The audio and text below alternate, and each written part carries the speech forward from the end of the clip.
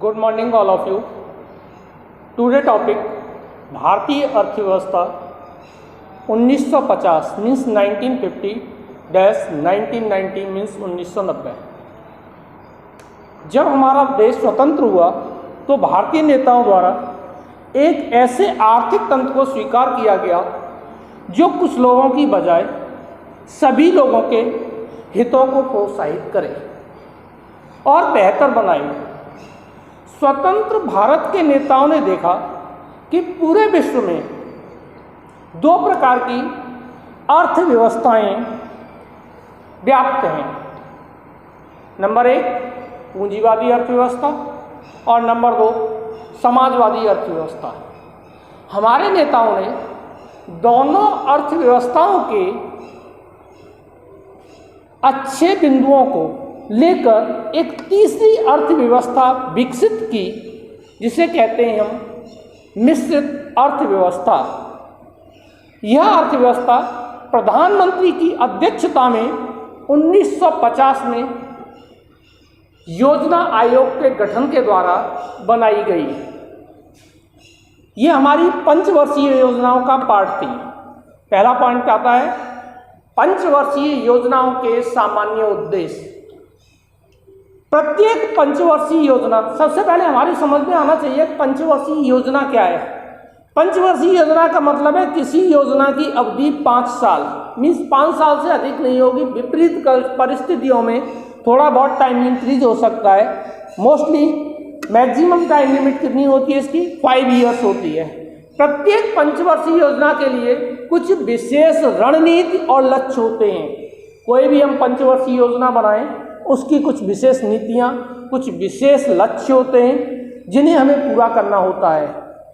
पंचवर्षीय योजनाओं के लक्ष्य निम्नलिखित हैं। नंबर 1 उच्च समृद्धि दर मीन्स उच्च आर्थिक विकास दर। नंबर 2 अर्थव्यवस्था का आधुनिकीकरण मीन्स इकोनॉमी को डेवलप करना, मॉडर्नाइज करना। नेक्स्ट का सामाजिक समानता मीन्स न तो पैसे वाला ही हो और ना ही गरीब हो, मीन्स दोनों को इक्वल लेवल पर लेके आना। इसमें पहला पॉइंट आता है हमारा समृद्धि। समृद्धि मीन्स होता है आत्मनिर्भरता। मीन्स समृद्धि से तात्पर्य देश की उत्पादन क्षमता में वृद्धि से है। हम अगर समृद्ध होना चाहते हैं तो हमें देश के प्रोडक्शन पावर को क्या करना होगा? इंक्रीज करना होगा। जैसे देश में उत्पादित वस्तुओं और सेवाओं में वृद्धि करना। जब किसी वस्तु का उत्पादन हमारे देश में हो रहा है तो उसकी प्रोडक्टिविटी का हम क्या करें? इंक्रीजमेंट करें, जिससे उसकी कॉस्ट रिड्यूस हो जाएगी। जब कॉस्ट रिड्यूस हो जाएगी तो उसका क्या होगा? उपभोग ज़्यादा होगा, मीन्स यूटिलाइजेशन ज़्यादा होगा। अर्थात उत्पादक पूंजी या सहायक सेवाओं जैसे परिवहन, ट्रांसपोर्टेशन सिस्टम को हमें क्या करना है? इंक्रीज करना है। बैंकिंग सेवाओं को हमें क्या करना है? इंक्रीज करना है। वेयर हाउसेस को इंक्रीज करना है हमें। इससे क्या होगा? इससे देश का सकल घरेलू उत्पाद क्या हो जाएगा? इंक्रीज हो जाएगा। क्या हो जाएगा? इंक्रीज हो जाएगा। सकल घरेलू उत्पाद को शॉर्ट फॉर्म में कहते हैं जीडीपी। क्या कहते हैं? जीडीपी। जीडीपी का मतलब होता है ग्रॉस डोमेस्टिक प्रोडक्ट। जीडीपी में अर्थव्यवस्था के विभिन्न क्षेत्रों में कृषि, सेवा, औद्योगिक क्षेत्र को शामिल किया गया। जीडीपी में क्या क्या शामिल होता है? हमारा एग्रीकल्चर होता है, सर्विसेज होती है और इंडस्ट्रीज इंक्लूडेड होती हैं। अर्थव्यवस्था की संरचना में उपयुक्त तीनों क्षेत्रों मीन्स जो अभी अभी बताए थे मेरे, सर्विस सेक्टर, एग्रीकल्चर सेक्टर और इंडस्ट्री सेक्टर को क्या करते हैं? हम इंक्लूडेड करते हैं। यह अलग अलग देशों के क्षेत्रों का अलग अलग योगदान होता है। जो जैसे सपोज कीजिए कंट्री है हमारी, कंट्री में हमारे यहाँ एग्रीकल्चर का क्या है? सबसे ज़्यादा इन्वॉल्वेशन है, सर्विस सेक्टर कम है और उसके बाद इंडस्ट्रियल सेक्टर। आधुनिकीकरण, आधुनिकीकरण का मतलब होता है मॉडर्नाइजेशन। मॉडर्नाइजेशन का मतलब है हम जो भी प्रोडक्शन करेंगे उसमें नई नई तकनीकों का यूज़ करेंगे। नई तकनीक का यूज़ करने से क्या हो जाता है साहब? आधुनिकीकरण हो जाता है, मीन्स मॉडर्नाइजेशन हो जाता है। इसमें क्या होता है? इससे प्रोडक्टिविटी हमारी इंक्रीज हो जाती है। क्या हो जाती है? प्रोडक्टिविटी इंक्रीज हो जाती है। जैसे सपोज कीजिए हमें किसी फसल के प्रोडक्शन को क्या करना है, इंक्रीज करना है। क्या करना है, इंक्रीज करना है। तो पुराने जो हमारे सीड्स थे उनकी जगह हम क्या करते हैं, HY सीड्स मीन्स आधुनिक उन्नत टेक्नोलॉजी वाले सीड्स मीन्स बीजों का प्रयोग करते हैं। राष्ट्र की वैचारिक और सामाजिक मनोस्थिति में भी परिवर्तन करना होता है। क्या करना होता है, जो हमारे घर में जैसे हम मॉडर्नाइजेशन में जा रहे हैं, हम नई फैशन का यूज़ कर रहे हैं या यूज़ करना चाहते हैं, तो हमारे घर में जो बड़े बुजुर्ग होते हैं उनकी विचारधारा को भी हमें क्या करना होता है, चेंज करना होता है। क्या करना होता है, चेंज करना होता है। जैसे सपोज कीजिए पहले महिलाएं घरों में काम करती थी, उन्हें बाहर करने का कोई वर्क करने का कोई अधिकार नहीं था।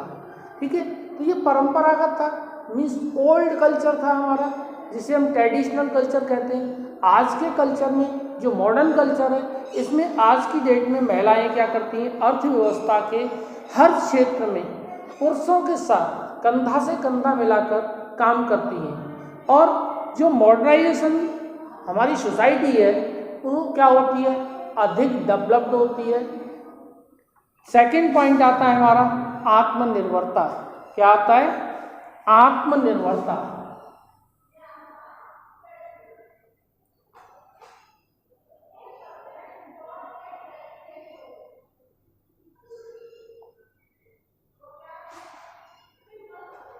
आत्मनिर्भरता राष्ट्र की आर्थिक संपदा और आधुनिकीकरण, राष्ट्र की आर्थिक समृद्धि, आर्थिक संपदा और आधुनिकीकरण की प्रक्रिया को तेज करने के दो रास्ते हैं। कौन कौन से हैं साहब? सबसे पहले अन्य देशों से आयातित संसाधनों का प्रयोग करना। जैसे सपोज कीजिए हम फॉरेन कंट्री से कोई गुड्स परचेज करते हैं और उन गुड्सों को हम क्या करें, यूटिलाइज करें, तो इससे क्या होता है साहब, आत्मनिर्भरता बढ़ती है। दूसरा होता है स्वयं के संसाधनों का उपयोग, जो हमारे रिसोर्सेज हैं हम उन्हीं को यूटिलाइज करें और उनसे हम आत्मनिर्भर बने। इस टाइम देखिए हमने जब WHO के सदस्य बने उस टाइम हमारे यहाँ जो हमारा मार्केट था वो मोस्टली चीन ने कब्जा लिया, मीन्स चीन का कब्जा हो गया। मोस्टली चीन के प्रोडक्ट हमारे मार्केट में आ गए, क्योंकि वो लोअर प्राइस पे मिलते हैं तो हम लोग उन्हें ज़्यादा परचेज करने लगे।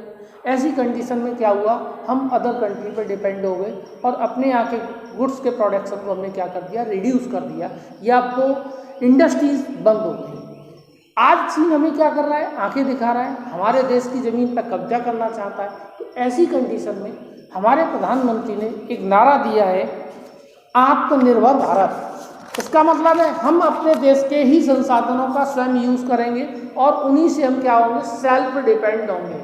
प्रथम 7 पंचवर्षीय योजनाओं में आत्मनिर्भरता पर अधिक जोर दिया गया।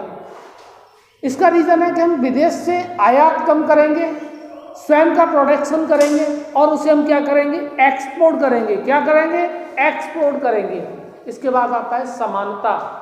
समानता में क्या है, समानता के अभाव में उपयुक्त उद्देश्य अपने देश के किसी राष्ट्र के लोगों के जीवन स्तर में वृद्धि करने में सक्षम नहीं हैं। इसका मतलब है समाज में सभी लोग एक से हों, न कोई गरीब हो न कोई अमीर हो, सब कैसे हो, इक्वल हो।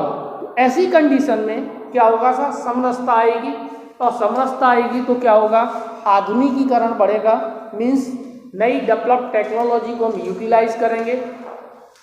आज की डेट में क्या है सर, धनी व्यक्ति ही मॉडर्नाइज होता जाता है, मीन्स नई नई टेक्नोलॉजी, नई नई कारें, नए सामान कौन परचेज करता है, धनी व्यक्ति। क्या निर्धन व्यक्ति ऐसी वस्तुओं को परचेज कर सकता है, नहीं कर सकता, क्योंकि उसकी स्वयं की आवश्यकताएं ही पूरी नहीं हो पाती हैं। सबसे पहली जो प्राइमरी आवश्यकताएं हैं हमारी, रोटी कपड़ा और मकान। क्या है हमारी, रोटी कपड़ा और मकान, क्योंकि जो गरीब पर्सन होता है उसकी यही आवश्यकताएं फुलफिल नहीं हो पाती हैं।